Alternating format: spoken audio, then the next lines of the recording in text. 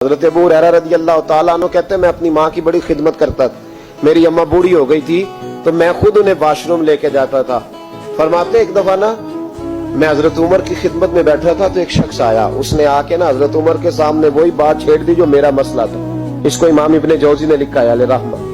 कहते वो कहने लगा हुजूर एक बात पूछनी है जनाब अमीरुल मोमिनीन रज़ी अल्लाह तआला अन्हु। फरमाने लगे पूछो। कहने लगा हुजूर मेरी अम्मा बड़ी ज़ईफ और बूढ़ी हो गई है, मुझे आवाज देती है बेटे दौड़ के आना, मैंने पेशाब करना है। मैं दौड़ के जाता हूँ, माँ को उठाता हूँ, मेदा कमजोर है, बुढ़ापा है, तो मैं बाथरूम तक जाता नहीं, अम्मा पहले मेरे ऊपर पेशाब कर देती है। हुजूर जब मैं छोटा था मैं अम्मा पे पेशाब करता था, अब अम्मा मेरे ऊपर करती है, हक तो अदा हो गया ना। वही काम जो मैं अम्मा के साथ करता था अम्मा मेरे साथ करती है। तो कहते हजरत उमर मुस्कुराए, फरमाने लगे नहीं दोस्त कोई हक अदा नहीं हुआ। कहने लगा हुजूर कैसे नहीं हुआ, मैं वही सारी ड्यूटी कर रहा हूँ। कहते पहले उमर मुस्कुरा रहे थे, अब फारूक आजम की आंखों में आंसू आए। फरमाने लगे तेरी और तेरी माँ की सोच में बड़ा फर्क है और इस्लाम में दारो मदार नियतों और इरादों पे है।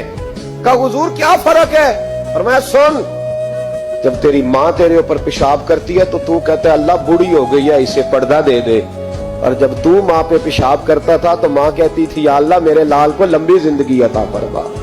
फरमाया तेरा और तेरी माँ की सोच में तू तो पर्दे की दुआएं मांगता है कि अल्लाह बड़ी बूढ़ी हो गई अब तो बाथरूम नहीं जा सकती, इसे संभाल ले। फरमाया ये फर्क है, माँ ने भी कभी दुआ मांगी थी। जब उस शख्स ने ये सुना तो घुटनों के बल जमीन पे बैठ गया। कहने लगा हुजूर आप सही कह रहे हैं, आप ठीक कह रहे हैं, मैं तो पर्दे की दुआएं मांगता हूँ।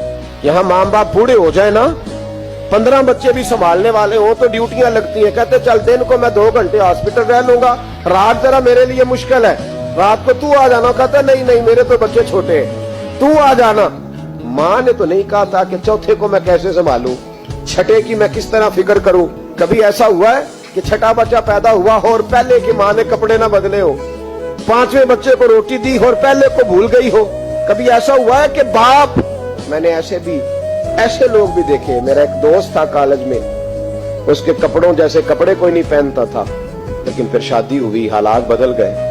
तो एक दिन मैंने उसे कहा मियां तेरा क्या हाल हो? कहने लगे छोड़ो दौर गुजर गया है, तुम्हें पता है आमदन थोड़ी है, खर्चे ज्यादा हैं, तो बीवी से कहता हूँ कि बच्चों को बना ले, हमारी खैर है। बाप ने तो जवानी तुझे दे दी, उसने तो जवानी तेरे नाम कर दी, कुछ नहीं अपने लिए रखा, और तेरा टाइम आया है तो तू अब्बे से हिसाब करता फिरता है कि अब्बा जी पिछले महीने भी 5000 दिया था, आप पैसों का करते क्या है? वो पिछले 4000 दिया था वो किधर? अब्बा से हिसाब पूछता है।